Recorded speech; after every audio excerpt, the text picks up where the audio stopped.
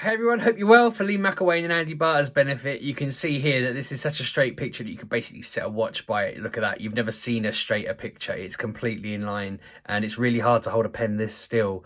I keep just looking back and forth thinking that'll do, but problem solved. That picture is not wonky. It looks wonky a little bit, but that's fine. The house is on a bit of a slant.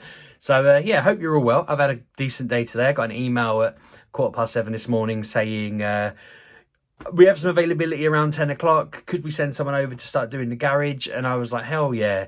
And then I thought, there's actually about 10 boxes still in the garage. I told him it was all empty and we were ready when he was, but actually it wasn't empty and we weren't ready. So at like 8:10, I was frantically moving boxes back and forth from the garage to the room we basically converted into Oliver's quiet room. He hasn't used it in ages. He doesn't, when he's in a mood, he doesn't go in there and it makes him angrier. So we're trying to work our way through that. But in the meantime, it's just now full of boxes from the garage, which was great fun. But all the dust and cobwebs and everything is making me, I've been like spluttering all day at the bloody fact that I'm covered in dust. But yeah, it was exciting. They said they might not come. They're like, we'll come maybe 10ish. And then 8:30, they were there ready. Like I'd literally finished undoing it. Claire was getting the kids in the car and she was like, they're all here. And so I had to go out and sort of make small talk and pretend to be manly, which is really awkward talking to... I don't know what it is. I just start talking to him and I'm like, I don't know what to say. I don't know how to do any of this stuff. It's just beyond me. So he was asking me questions and stuff and I was kind of just like, I don't know the answer. Claire will be home soon. I don't know what to do.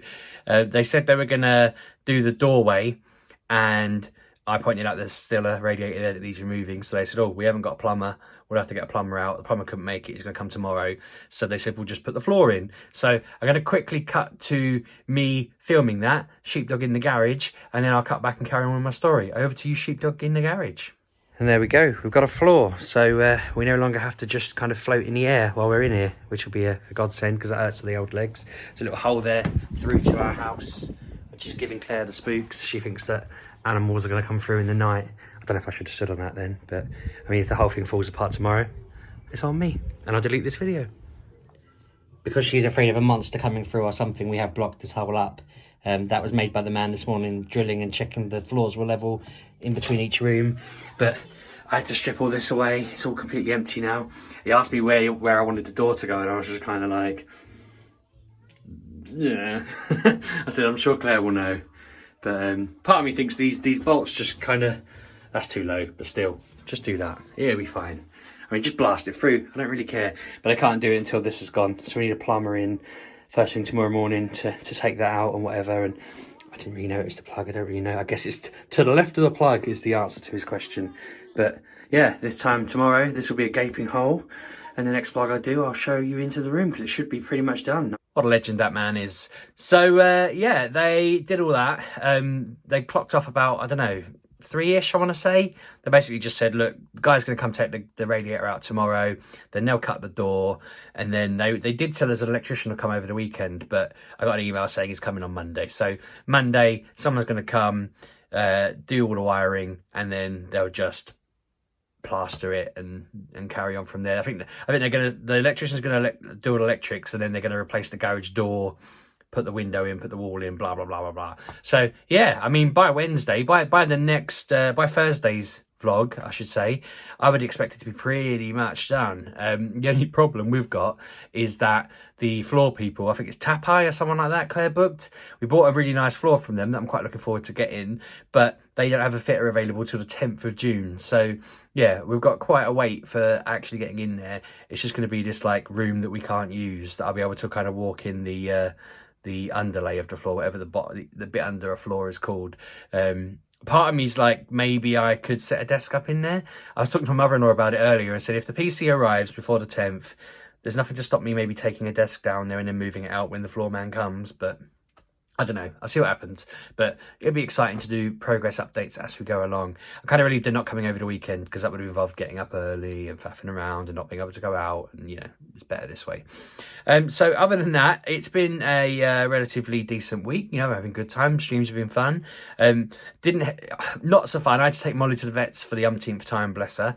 I mentioned on Twitter that our vet was kind of suggesting that she sort of thought that maybe Molly's scratching and everything might be related to some kind of like type of flea or mite or something. So she's done all these tests and said there's no evidence that they're there, but she wants to try and change up her, flea medicine in case that makes a difference. And it's like, okay, she's on shampoo and antibiotics that seem to be helping her, but it kind of comes and goes now. It's like 1 minute she seems like she's getting better, and then a couple of days later she's going mad, itching and scratching and cleaning herself again, and we just can't figure it out. And we keep kind of trying to find more calmer, more natural, pleasant cleaning stuff and things like that. We used to burn a lot of Yankee candles or things like that, which we got rid of. We stopped doing that because we thought maybe that's the issue, but it hasn't fixed it.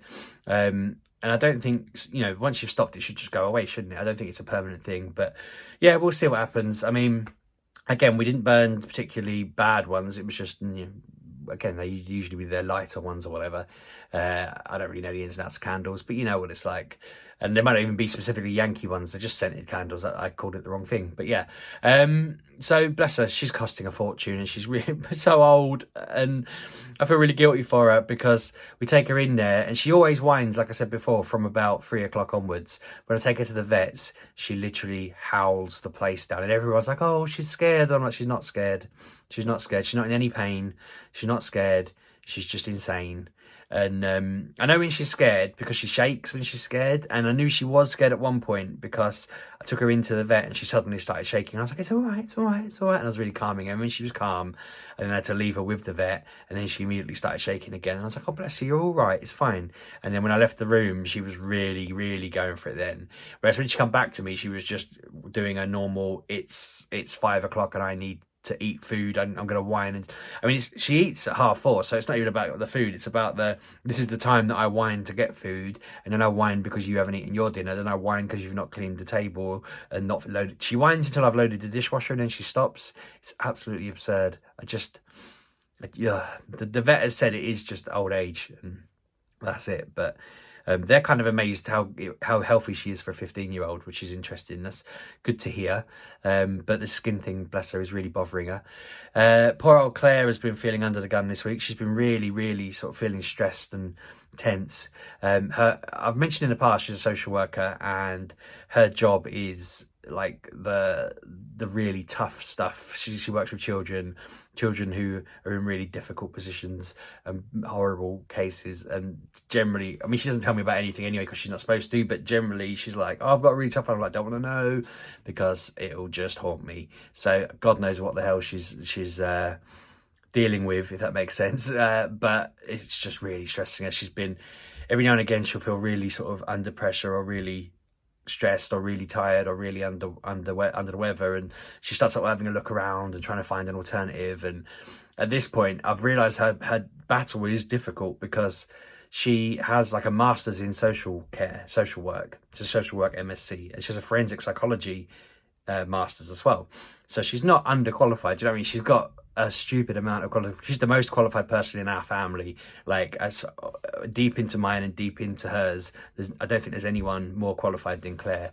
So it's awkward because it's like she should be able to just walk into a job, but when she looks at what can I do with my social worker MSc, it's like, you can be a social worker, or you can be a social worker, or have you considered being a school social worker, or you could be like a prison social worker. And she's like, I don't want to do any of those things, and every single one of them is a pay cut. So she's just kind of stuck, and she's looking around thinking, well, I don't know what to do. And it's like, I don't even think she particularly wants to get rid of it altogether. She's just finding it so ridiculously hard. As you can imagine, it's just not an easy job, and at the moment she's just at the point where she's feeling like she's going to break if she doesn't do something different. So I just feel really, I asked her, I said to her, do you mind if I talk about this on the vlog, because I don't really want to talk about your business without your blessing. But she was like, do what you like, it's fine. She just feels stressed, and I just thought, I wonder if, I said to her, well, you never know, someone watching might go, well, I've got a master's in social work, and actually when I felt like that, I went and got a job in a circus, I don't know, a bank. I was just like, you don't know. I was like, basically, when I was a teacher and I said, I'm leaving teaching, I need a new job, someone said, I've just started a business, come work with me. And I went and worked with them, and it's been fantastic. It's been 7 years, and I've never looked back. And it's like, I didn't think that was an option. It just happened. So I said to her, just going to throw it out to the universe, because when I asked the universe for an answer, it provided. But we'll see what happens. So yeah, over to you, universe. But bless her, she's getting really stressed. She did see a job last night. It was quite funny actually, because she was like, the only problem is it is a cut and it's going to be lower in all of this. And I said to her, this almost does feel like the universe kicking in straight away, because being the kind of money nerd I am, I realised that Ben's going to school in September. And once you've got the initial cost out of the way of kind of paying for the uniform and whatnot, we don't have the cost of childcare anymore. We've been paying for childcare since Emily was little, and it has never gone away. Like, it's been a cost every single month, for the past 12 years. But Ben goes to school, and his childcare place can't cater for Ollie. They don't have a space for Ollie. His needs are too high for them, basically. So we can't send him there. So we have to pick Ollie up. So there's no point sending Ben there, because then we'd have to do 2 trips. So Ben can't go there. So that's that.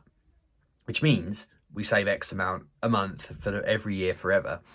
That amount, I worked out with a calculator last night. Basically, if Claire took a pay cut, we'd be £11 worse off a month from September than we would be if nothing changed right now. So I said to her, if she can make up that £11 a month by some other way, I'll allow her to change jobs to be happy. I was like, you can't change jobs and be happy if it's going to cost us £11 a month. I'm not willing to make that sacrifice. I'm only kidding. But I was just like, that seems pretty sweet that I did say to her, A, don't just walk in and go, I'll accept the offer, try and get them to match your wage. But B, that feels like it's a little bit of a, this is a sign, go for this. So she did feel a bit better after our conversation last night, when she realised, because I think she was worried that I would say, well, pay cut, what? No, we've got to pay for the garage and the computer and this, that and the other. And, there's so many plans and this is going to ruin all of them. But I was like, Claire, this feels about to end. Just, if nothing changes, who cares? It's not something where I've been sat there going, I have a little bit been sat there going, and so that I can be marginally better off a month, but who doesn't do that, But when I remembered, I was like, it just popped into my head. I was like, yes. So I think that's helped overnight. She instantly applied for this one she'd seen, just sent like a bit of can I have more information out just to see what they'd say. But it's all, bless her. I find it hard to know what to say or do or help in this, because job hunting is hard work, especially in these sorts of environments. Public sector's a bit different in that she's relatively protected, in that they're not likely to suddenly get rid of social workers. Annoyingly for her, it's not like nursing where there's bands and you get into a band and then you can move across that band. It's messed up, it's neglected, let's say. But no, bless her. I'm hoping she figures it out, because it is really bothering her at the moment, stressing her out a bit, and I want her to be happy, obviously. Being married to me should be enough, but it's not. Again, I keep saying these terrible things. I did that earlier. They said to me, where do you want the door? And I was like, I don't know, my wife will be home soon. And I went to say she'll know, or she'll let you know, and I went, I'm sure she'll have an opinion. And the bloke sort of went, and I thought, I didn't mean it like that. I just meant, I'm sure she'll know where it should be. But it came out in the most women kind of way. And I said, I texted Claire and I was like, I'm absolutely mortified, because I've just had a massive faux pas where I think he's misinterpreted me. I sound like a monster now and I'm embarrassed. And she just, she was just like, don't be silly. You haven't done anything. It's fine. I did make a bit of a fool of myself earlier with work though, because where I work, we do security. Other companies do different things and they're in our group. There's a group that does circuits, and they always say the circuit company, the circuit group. Someone sold some circuits, and I assumed a circuit was a board with a load of bits of wires of electricity going through them with transistors and stuff, and that this company sold them. So when one of my colleagues had sold a circuit deal as part of one of his customers, I was like, I don't even know how he'd do that. I was like, I can't even imagine. I didn't say this out loud, but I was like, I can't even imagine how he's pivoted from one to the other. There, what a legend. Found out today, circuits are what you call like broadband. Like if you go get BT or Virgin or whatever installed in your house, in business terms, that's a circuit.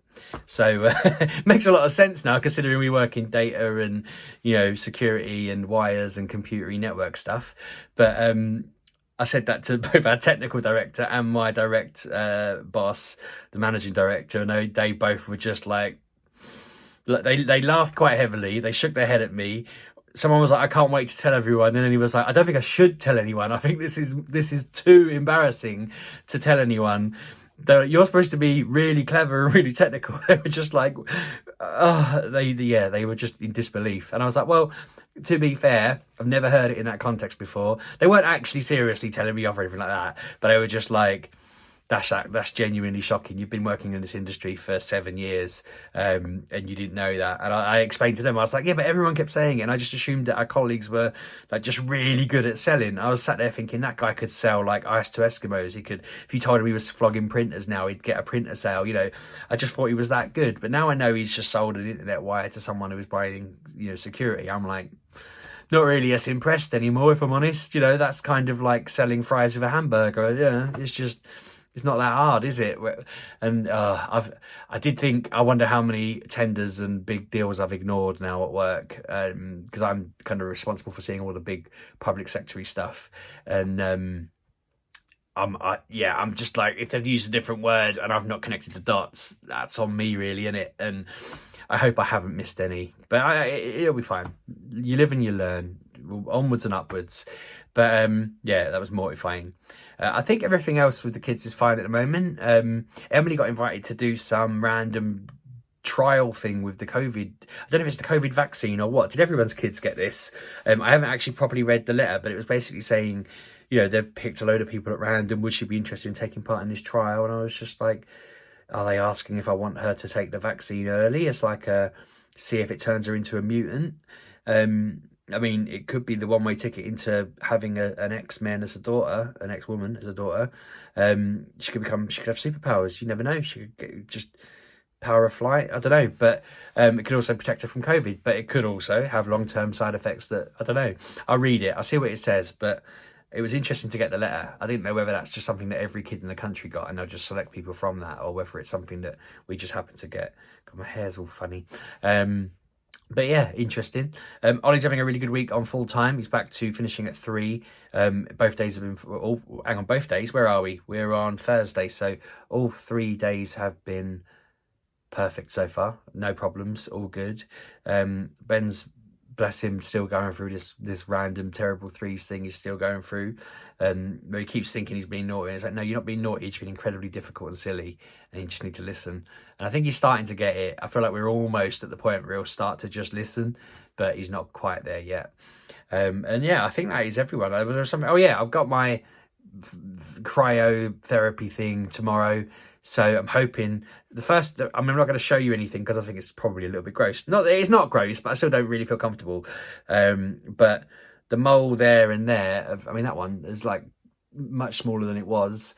And that one is smaller than it was. So the next, the one tomorrow should just, I mean, they'll be even smaller. And then I think I'll have to go again in 3 weeks, and that should be the last time. And so it means we're what? Maybe 3 and a bit weeks until I'm completely bald and in the garage. And I mean, it's 3 weeks till I go on holiday, so it's probably 4.5 weeks till the garage. I suppose once I get back from holiday, that'll be done. So it's 3 weeks till I'm bald, and I've been told the computer should arrive within the next few weeks. So I'm sort of thinking, at this point, I think it's going to go computer, garage, baldness. That's my bet. But, you know, willing to take other people's bets based on the evidence of what I've said, because I can't remember what I've said in the past. And I just want that damn PC. That's the one I want most. The garage is just an absolute piece of icing on the cake. The PC's the cake, and being bald is a little cherry on top because I don't have to think about my hair anymore, which would be lovely. So, yeah. That's your lot. I think that is all I've got to talk about. Let me know how your week's going so far. I can't believe it's Thursday already. I was supposed to do something big work for Friday, and I've done like half of it, and I'm thinking, it's Friday tomorrow. I mean, it will be done, but it's like, oh no. It's just been a busy week, a very busy week, and I am really ready for a Saturday lie-in if I get one. I hope I get one. Anyway, thanks for watching. Check out the podcast on Saturday morning. Check out the stream on Sunday. And I'll catch you on Tuesday for another vlog. See you soon. Cheers.